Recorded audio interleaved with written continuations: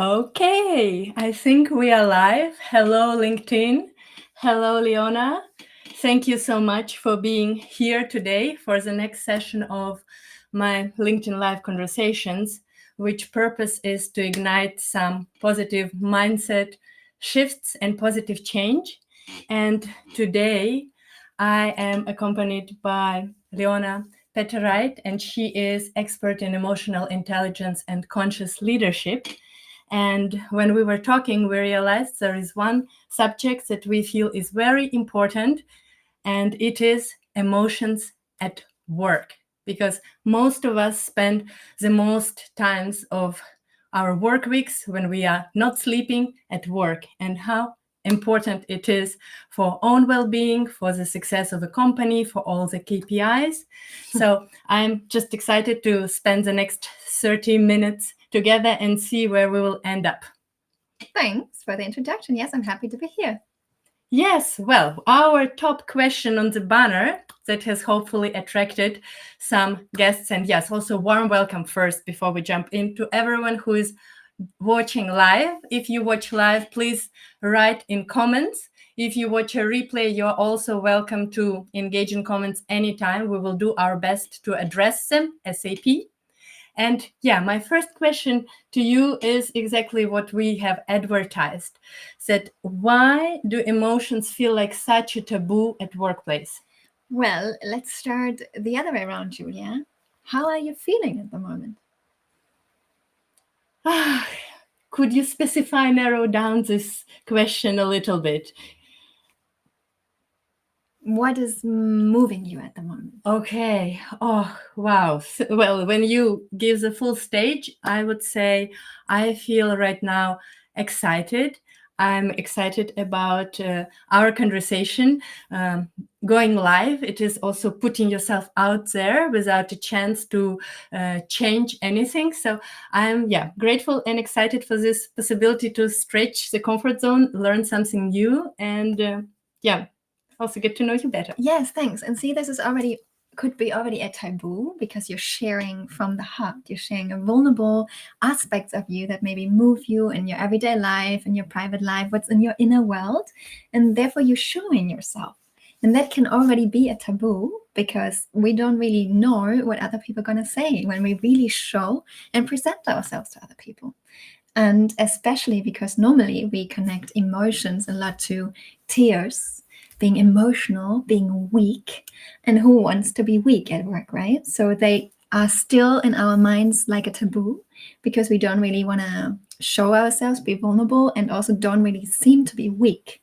And that's actually a wrong understanding of being emotional. It's not being weak. It is being honest, being human, being vulnerable, and actually being tangible, that I really can understand you. And now I really know what's going on inside of you. And this is also a very great bridge to work on and to connect with each other. Yes, and I fully agree with you. I'm hosting my conversations along the Deep Talks in Berlin, where we create this space for honest sharing, and it always works magic of human connection to be able to talk not in all these perfect LinkedIn profiles or professional masks. At the same time, when I come and I tell you I feel great and I feel excited for our time together, it is one type of emotion. But I can say, 2 days ago the missile hit the building of my parents, and now I am overwhelmed and I'm overstressed and I feel so much grief, also not only sorting out family stuff, but with all the big burden that's happening to my homeland. And this could be completely these emotions where people feel I don't want to even mention it. It has no space in the workplace, and we on one side try to keep it away, but on the other side we still behave differently, that people can sense it. Exactly, that's exactly the point. I mean, I don't need to know what's going on inside of you. You're yourself. You can decide, this is my boundary. I don't want to talk about my private life or about what's happening, for example, in Ukraine. But I have to consider that there is something happening in your life that is impacting the way you talk, the way you connect to me, the way you behave, the way you communicate. So I need maybe to I have an idea what is going on inside of you besides what you're also actually mentioning. So it's not only a verbal communication, right? There's a lot of this non-verbal. And on the other hand, I also need to build trust and to create a safe space with you that you're actually feeling safe to also communicate to me what is really going on inside of you. This goes for private relationships the same way as at work, right? So we're one human being. We bring our whole self to work. And that's why we need the right connections to feel safe to talk about it. Yeah, that's true. And in my workplaces where I had the chance to work, I have experienced somehow like two possible scenarios. That in one side, it could be a very like results driven company culture that, yeah, we come here, we get things done. This is like focus on performance. And then it could feel okay, but like where is the connection? And then in the other places it would be very kind boss where there would be a lot of space to be yourself and to share how you spend your weekend and what is on your heart. But then there was this like lack of productivity and results. And I feel that this could be these two polar extremes. How can it be bridged that you will build a culture that actually gets things done, and at the same time that people feel safe to open up and connect it? Because I fully agree that I definitely myself feel so much happier in the environment where I can be myself and people are interested also in me as a human. Well, it's a very good question, and there's no right or wrong answer to it. You know, every human being is different, every human interaction is different. So we also need to calculate that there's no recipe or like a 1 or 2 step way of doing this. It's always depending on the whole culture, of course, who is leading the team, who is setting up maybe different cultural aspects, different manuals, and then of course also how the people, the ones that are led, are reacting to certain things. So of course, if someone is a very emotional person but the rest of the team are more maybe rigid, more rational, or more introvert, then they might react differently to as if you're on a team with all extroverts and they're all talking out loud. As you said, it can be difficult when you are not aligned with each other. So communication is very important. And for me, the most important thing is always a self-reflection, knowing yourself as a leader, but also as a team member. When you know how you function, like you have a little manual of me, we sometimes say, when you know how you function and what ways or circumstances you're performing the best way, that's already a great start for interacting with different people and knowing, hey, I need this or I need that. And then, of course, it's also based on the other people. How are they reacting towards it? As your leader or the colleagues, are they really listening to what you need? Do they know what they can actually offer you and how to react in a certain way? Or is it all a bit blank and very wishy-washy because no one talks about it in a honest, transparent way, right? Yes. Wow. Thank you. It was a lot what we can address just based on this last answer. I fully agree that this topic of awareness of own emotions is critical, and it spreads all over all people. If you are a part of a working team, but especially as if you are leading people, because all those statistics say that around 72% of motivation of an employee is bound to the quality of happiness of relationship with your immediate boss. So the way how your boss makes you feel is very, very paramount. So if I am the boss, this is a question to consider. It is not only that things get done, but how do my people, how do they feel in a moment? Because of course they can deliver it to the deadline, but will they stay with me in 6 months? How often will they call sick?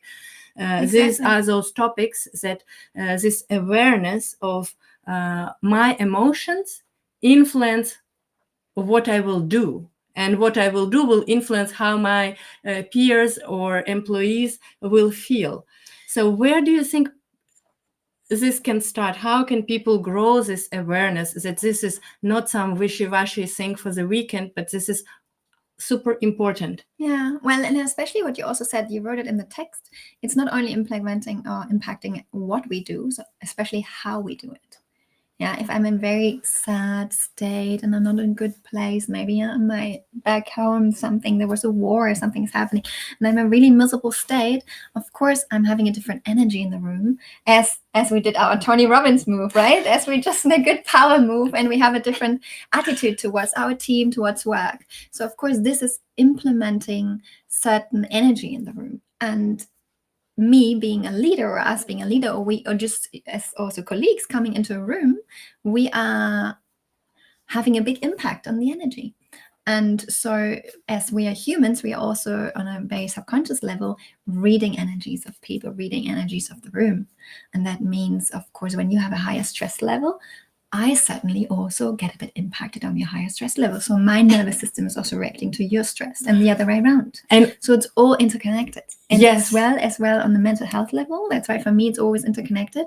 The better we have a connection to ourselves, to process our emotions, to not hold onto them, but also not to suppress them, and to also not just flood them all out, the better we are in regulating ourselves. And actually that's a better relationship for ourselves as well. And here is exactly, I also read about the contagiousness of emotions, that exactly as you say, if you come into the room with this very strong emotions, that people will sense them.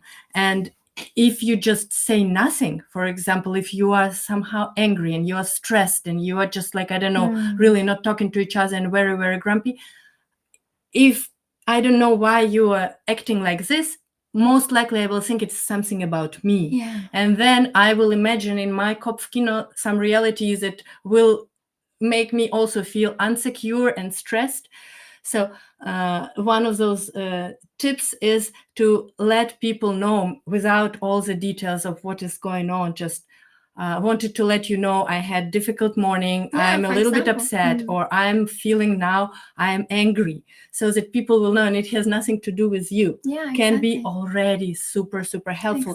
And actually, I have a feeling that this topic of anger at work is such a big one, because it can be, maybe you are in a meeting and a colleague is presenting some result of your group work and somehow did not mention you, or it would be some other kind of unfair situation where you feel anger, and we all know anger is bad. It's better to, swallow it and retrieve and maybe bitch around to everyone else behind the back of that person.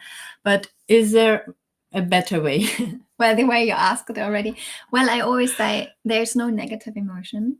There's just maybe uncomfortable emotion. So all of them, the whole spectrum is very important, especially when we try to suppress these heavy negative ones that are connotated negative.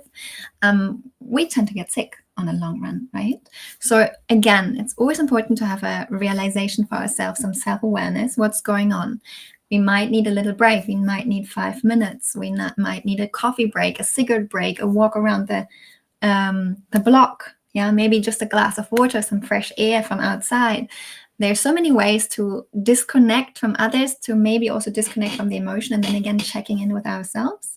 And that's always a little process between, what's going on a body physical level, and then also in our mind. So what are the thoughts connected to it, right? So emotions are actually built by our thoughts. So if I think, everything the other person's saying, I'm taking everything personal, it is about me, I rather react in a more anxious way, insecure way, maybe being more, a bit more shy or whatsoever. But if I think, the other person is just the other person, it has nothing to do with me, I might react a bit more brave or a bit more self-confident, for example. The same with anger. Anger is a special emotion in this case because it is such important for us.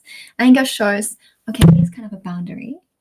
This is me and this is you, and something doesn't work, or I need something different, or it doesn't work anymore the way it did.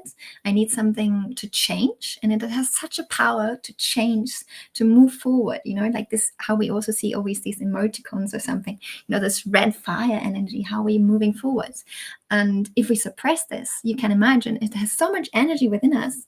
If we repress this, it is also a lot of energy to suppress these emotions. And anger also is interesting, especially it's a bit related to also gender. Unfortunately, the studies are still a bit around gender as well. A lot of men tend to show anger more easily than shame or sadness. And women rather show more sadness or also insecurity and fear rather than anger. So, we always have different layers of emotions, and some are more accessible for us and others not. So, and other acceptable. If a man shows emotions, it's okay. If a exactly. woman, then she's like somehow hysterical. yes, And exactly. the man is more dominant and more confident. If I show some Yeah. anger here in my board meeting, for example, and women are always the hysterical ones that have Yeah. to cry and leave the room.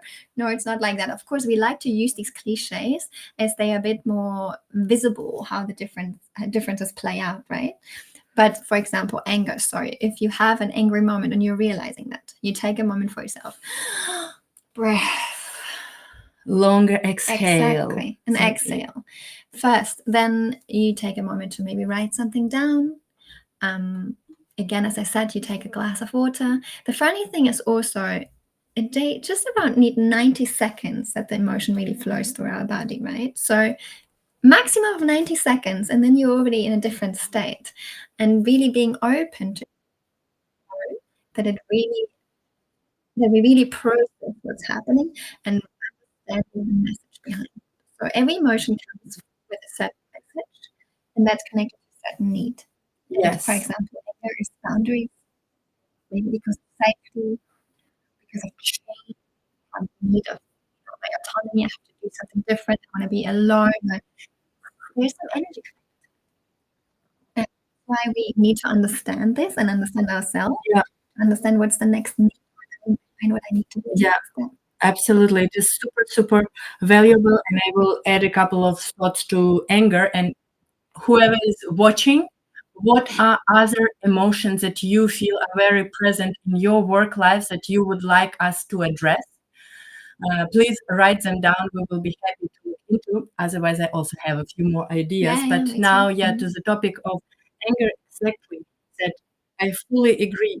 The most constructive thing is to please take a break and realize the positive aspect. If anger is arousing, what things kind of went wrong, what boundaries, what expectations have been like not met, and then find a way to address it and use this positive action energy of anger, but channel it not in a way who is to blame and like why did you do it, and then you really like make the problem bigger because on top of the reasons that caused your anger, now you're already like trying to create even more problems.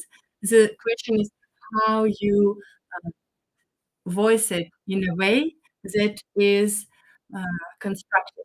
And after you take this breath, after you had this thought, I think then you already won 90% of the battle.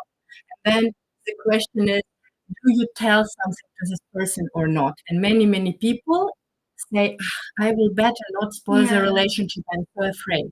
But we like all know that actually difficult conversations could be the link to much deeper connection, which only can happen if you address honestly that something went wrong, but then how you do it in a way that it will be good. Do you, like, what do you? Well, again, it really depends on the individual person. If I'm someone who doesn't communicate much at all, then maybe it is just a little necessary sentence of, oh, I need a moment for myself. And that can work with sadness, that can work with fear, that can work with anger, for example. Other people, they maybe need some co-regulation. I mean, maybe at work, it's not so common that you hug each other. I mean, it depends how close you are with your colleagues, as a leader or boss or whatsoever. Maybe you need another break. Say, hi, I'm not doing well at the moment, or I'm feeling something. Can we come back to this meeting in another minute, or can we just have a toilet break, for example? Can we just have a little break in general, or new coffee, whatever, to distance yourself from the feeling, but also to organize your head again. Because of course, when we're really in the emotion, we don't have much access to it. So we need space and time. And then again, there's a different steps, right? So first of all, it's realizing what we feel inside and maybe what other people are feeling. But then it's also the next step, how to communicate that. So what's happening inside of me is always the first step, but then I need to communicate it to other people so they can actually work with me. And read, oh, now Leona's very angry. What does she need? And the other way around as well. When I see you feel certain tension, feeling, whatever, I can, hey, do you need something? Something? Right? So we also make a bit of an invitation for the person to open up and maybe share something. And of course, we also have to accept that the person doesn't want to share, that person wants to be more closed off. And then at least we can work with what's still available, still present, and that's still the relationship. So somehow we need also still to function and to be productive or perform whatsoever. Right? So maybe then we have time to cool off, and after some time we can get back. Yeah, I want exactly to share maybe a couple of really like step-by-step ideas because it is the problem that we sometimes do not find those right words, and this can also, even with the absolute rightest intention, create more problems and separation. And I love this guy who is like a supernova of communication. Probably some of you already heard of him. His name is Jefferson Fisher. He creates a lot of book about conversations, and part of it was how to have those difficult conversations. And here is a few advices that when you need to have this conversation, do not integrate small talk. Don't ask, how are you doing today? Say, hey, I want to talk about yesterday's meeting. I want to understand what happened, and I want to make sure it does not happen again. And then you can use nonviolent communication. It is already a concept that exists very, very long. Important to be educated everywhere. Helps you to voice your concerns in a few important ways. It's the first, you avoid all you blame. You did this and you. So you start with I sentences. I experienced, I observed. You avoid generalizations. You ideally speak about specific instance. I would love to talk about yesterday's meeting. You did not, my contribution was not mentioned about our project together. Then you say, how did it make you feel? And I felt overlooked. Then you express your need. That I worked a lot on this project and recognition also matters to me. And then finally you conclude with a request. Can we align that in the future you also mentioned that we worked on it together? So this way makes it less confrontative and most important, really ensures what outcome you are aiming. So it is not only to say something went bad and you like failed yesterday, but I want us to get together in the future so that, yeah, if anything, remember please this, use I sentences, avoid blaming, avoid generalizing, and also make sure that you start with the positive intent. What do you want to get out of this conversation? Not only to say you were bad, you did the wrong things. I want us to make sure that these things don't happen again, and I want to understand your perspective. I think also this listening for the sake of understanding and not only waiting to take your breath and start like blaming someone is very, very important. Very important on all levels, personal, private, romantic, relationship, business relationship. It's the key of understanding each other, maybe communicating what is going on for me, because I don't know what's going on for you, because you are you and I am myself. Yeah, and I think I was thinking real world scenarios, how I felt in my work life. So, okay, anger is one of those big present emotions. And then there are also those emotions exactly when you maybe losing it. Somehow you know you cannot get your deadline done, or you made some mistake and you feel rather like disempowerment and shame. What would be your advice how to deal with such emotions? Also, leader, when you imagine I must be the superwoman or superman for them, and suddenly I feel I'm not. Yeah, that's a very big question, especially because this is always on the bottom of everything, shame. So as I for me, vulnerability is part, and it's very connected to this. So when I do something and I might be expelled from the group, I might be the outsider suddenly. Of course, we're afraid of losing our place in the group, in the crowd, and that's why we're ashamed and not doing certain things. Again, know yourself. Maybe take a moment to write things down. What is bothering me? Why is it bothering me? What do I need right now? Who is the one I can talk to about it? Is it some colleague, or is it more on a personal level? Do I need to speak with a coach, with a therapist, with my partner, family back home, whatever? Can I already process what is my need behind this? And then maybe I need a day, maybe I'm faster at processing things. I address the right people, or I talk to the people and address the topic in the way you just mentioned, for example, with the for example, but also, for example, that you just say what your need is. For example, you feel you don't feel seen enough, you would like to do the next presentation together, you need more space, you have a set deadline, and of course, if you're in a leading position, a small differentiation, because as a leader, of course, you cannot share everything openly with your team. You have responsibility, and you also have a position to withhold. On the other hand, I, for myself, find trust and transparency very important within the leader team. So there's also different steps what to say and not to say. Just certain things you can withhold, but others, I would definitely always go for the transparency and share things. For example, what a strong leader it would be if you shared, guys, I'm sorry, this went wrong. We had certain mistakes into politics. How often are we craving them to also say what is wrong, to acknowledge us, what we realize and what we need? The same goes for a team. And so actually, the more you are brave to connect with yourself, actually also mention your mistakes or saying sorry for things you did wrong, the more strong you, because you're connected to yourself, you're self-confident enough to also stand for your mistakes, communicate your mistakes, and then you can actually open the safe space to get into different Okay. into different levels.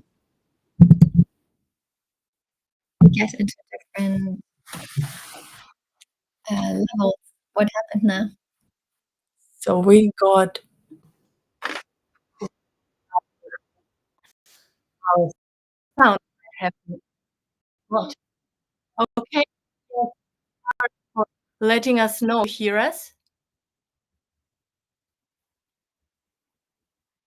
And I hope now it is better. If someone is listening live, please write in the comment. See, this is already a perfect life situation. What are we doing with this now? Shock, missed, all this effort. No one could hear us. What's present in the body? Stress. Okay, what do we need to do? Breath. Do you feel that stress is going down? Yeah, really. Make sure that you breathe out longer than you breathe in. Really helps to calm down and activate this parasympathetic nervous system that tells our body we are safe. Yes, much better. Yes, thank you. Thank you, Jag. So also Sarah is writing, I see a lot of shame, insecurity, guilt, and fear at work. Yes. Yes, very true. It's all interconnected. We afraid of losing something, of position, of the next career step, of being exposed, being too vulnerable, and then immediately because of the fear, we had a bit of shame connected and we try to hide or we become gamer hands. So the better we know ourselves, the better. Yeah. Well, as our conversation time comes to an end, I have a question additional. Are there? Yes. And no one as could usual. hear us. No, I think people could hear us just a little bit less good as now. Okay, But my question is, are there any emotions that actually we want to see like more or express more that you would like to encourage everyone and especially the leaders? Well, of course, motivation and performance, it all goes, of course, with positive emotions. So we also have a positive leadership, psychology. It's all good that we know our strengths and we know we have and we see the abilities of others and support the strengths of others. So of course, there's a big space around being empathic, being supportive, being empathetic. But what I personally, from my personal experience, I love people to see is just being more open and vulnerable. I'm insecure. I'm sad. I'm afraid. I worry. I don't know what to do. I don't have the right answers. So stuff like that. It doesn't even have to be one particular emotion. It's just really being vulnerable, being brave, and trust yourself that when you open up, you're building a bridge for someone else to work on. So the more open are you, it's rather the chance is bigger or higher that you also try to be more open. And you can react to myself. And that's a beautiful way of building connections. So, and of course, at the workplace, it's a certain situation, but general in life, try to be, for women, try to be more angry in the right, appropriate way. Of course, not just screaming around at work, but in general, try to be access your anger. And for men, also allow yourself to not know anything or being sad, accessing your fear and working with it. The more you know about yourself, the easier you can change something. Yeah, well, thank you. A few things about this to your advice for women to channel your anger. I also came across to some women at workplace statistics, and that there are such things very common in media, unfortunately, almost anywhere, where there are certain microaggressions, certain dismissing comments, and usually people, especially women or representatives of certain like gender, racial minorities, prefer to stay silent and follow it, and in reality, it really builds up stress and satisfaction with work, possibly sick days, up to like burnout or leaving or this quiet quitting. So it is very important to stand up for yourself and also to find the ways to really pull those boundaries. It is now too long for us to address specific tricks, but watch the videos of Jefferson Fisher for specific advice. This is like first thing about really do not be afraid to stand for yourself, also to communicate about your own achievements so that no one will overlook you, just more silent than the ones, because it will help you to feel also stronger and connected that you stood for yourself, that your value has been communicated. Unfortunately, still, we live in reality. If no one sees something, it means in their world it does not exist. So if you are doing a job, don't be shy to communicate. That's very true. But I like to add, I mean, it's a very complex topic that we can go on for so I can go on for hours. But microaggression, for example, I just had a conversation about racism in this context, migration and racism, unfortunately. If we have the emotional intelligence to understand other, we understand that this microaggression might be somehow connected to fear, the otherness, of being afraid, of being scared. What is this person doing? This person's different to me, whatever. So if we understand the other people, we maybe can also put it into a box of, the person is maybe not even aggressive really towards me. It's the person is afraid. The person is scared. That doesn't mean that this is okay, that behavior, but it maybe gives me a bit of an understanding how to function. And again, of course, if you experience stuff like that, what you said was completely correct. Still communicate what you're experiencing with that person, and also again set boundary for yourself. Hey, I'm experiencing this. This makes me feel helpless or overwhelmed or insecure, and I need this function, for example, right? So it's a way of communicating. But there's so many levels to it. The better we know ourselves, the better we can understand others. I think that's always very important.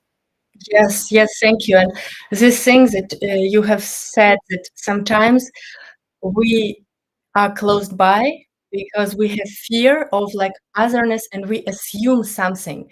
Then behind certain religion can be some kind of like very, very aggressive ideology, and then we really behind the skin color can be danger and everything. So the most difficult part of it, it is that this is unconscious bias, and then we are not conscious that in this moment I might be discriminating. I can also discriminate my girlfriend who has 3 kids that I do not invite her to help me out to prepare my event just because I believe she will be too busy. And I did it one time and she actually did not come. And then I realized, okay, some biases are based on certain realities that were truth to many people, but still we want to be open. And I feel here comes a possibility for all of us to be leaders. If we have manager sign on our title or not, we can all be like leaders who we want to be, leaders of our own life, Lead and yourself. also kind of co-create dynamic in my work team, even if I'm not the boss. Uh, Here is you can invite other people to speak out. Or when it is your turn to speak, you can say, I would love to hear everyone's opinions. Mhm. Or if you as a boss, you can say, I'm also like not some God Almighty. I make mistakes. I really want to create environment where everyone will be able to safely share. You believe we are missing something, if you believe something is outside of your control and you need help, if you made a mistake, if I made a mistake, that we kind of like see it as a space to grow together. And my invitation is for everyone to feel empowered to say this, not wait for your Mr. or Mrs. Manager to be this ideal boss, but Yeah. help them maybe to become this, or help your peers to feel better. And here is my emotion, which I would love to bring into the room, which is emotion of appreciation and gratitude. So you can say thank you. Thank you for making the time coming from across the city to have this conversation in person with me. Thank you for helping me out. Thank you for checking in how my family is doing. Thank you for just taking me home. Yeah, it can Exactly. be very small things. And we need all this mirror neurons when we bring this energy. Uh, so, and all the statistic of all those Gallup satisfaction returns, people want to be acknowledged, people want to be seen, so they want to know that their contribution is noticed and valuable. Great. So Good exactly, summary. I'm reading this book by Brené Brown, The Atlas of the Heart, and I learned some nice German word. Uh, we know Schadenfreude. Some of them who is new, this is the word when you are actually celebrating someone else's mistake and suffering. And then Brené Brown taught me that there is an opposite of it, which is Freudenfreude, that you are happy for someone else's happiness and joy. And that we all can just take this 5 seconds of our day and acknowledge some good contribution and say, I thank you for, and give the reason. And this would be as if you're a gardener and you put some very, very clean mountain water, and then you see, just try it out Beautiful today. metaphor. Yeah. Try today what will happen if you put a couple of sprinkles of gratitude to your work colleagues and to your boss. They also are insecure if they are meeting their KPIs. Everyone is human, so the more humanity and support we will create, the more courageous we will be than to show up and to say, I actually don't agree. Maybe let's try a different way. This is also how many people are steering the ship in the wrong direction because they're just too afraid to tell their boss that they believe it's a stupid idea. Very true. What I still like to add is what's always very important. It is not human and natural to always be happy. So our negative, uncomfortable emotions are part of being human and part of the game we all end here. So it's not about just oh, positive and happy. It is about giving ourselves space to really process what's going on in our life and the whole spectrum. It might be a lot. Feeling is a lot of work, but it's part of us and part of our game here. So I would say that's very important. It's not about feeling happy all the time. It's about getting better at feeling. Yes, thank you. Exactly. Let us say thank you to all our emotions and acknowledge the good root in all of them, and also realize we have the power to become their master and not be in this reactive space, spitting anger and breaking out into tears and blaming. Do it differently by the moment of taking a breath and saying, how can I understand what is behind it and what do I need to act on it in a constructive way. Yeah. So I think it's wonderful. Any more questions that might Yeah, be like, are interesting? there any questions? I think we just have some feedback that shared vulnerability is a foundation of trust. Yes. Absolutely. Thank you, Philip. And Brandy says, yeah, vulnerability is important in any relationship, including professional ones. Yes, authentic, honest. Perfect. Thank you. Yes, Well, well, then the last question yeah. to you, Leona, because you do many, many things. Yeah. What is the maybe most key areas of your work who could reach out to you with what kind of problem? Well, Or us? what I've been talking here about is, for me, being very big wish is that more and more people on our planet have this knowledge and awareness. So for me, the most important focus is that I work with people in responsible positions, so leaders, entrepreneurs, kind of executives who have responsibility for their organizations or their teams. So I work with them one-on-one to really build this emotional presence, and also on the mental health, because it can be very lonely and tough out there in these positions. And then also with their teams. For me, it's very important to build the culture of trust, vulnerability, safety, that we can really grow together and co-create. Yes. So please reach out if you have any questions or interesting projects. Yeah, I'm always open to work with people, because for me, it's about the human connection. Thank you. Exactly. So if you have a link to a website to some chemistry call with you, just drop it in the comments. For me, it's the same. I'm very inspired to allow people and also work in some communities to experience the power of wholehearted, honest conversations that will really allow you to see the humans. So whoever is planning their team days, retreats, who would love to have a mix of play and mindset work, leadership, communication, trainers, come and keep following us and watch our lives, and don't be afraid of showing your emotion, having deep conversations, because they can be those that will help you build these necessary bridges and help your team thrive. Beautiful. Okay, thank you. Have a wonderful weekend.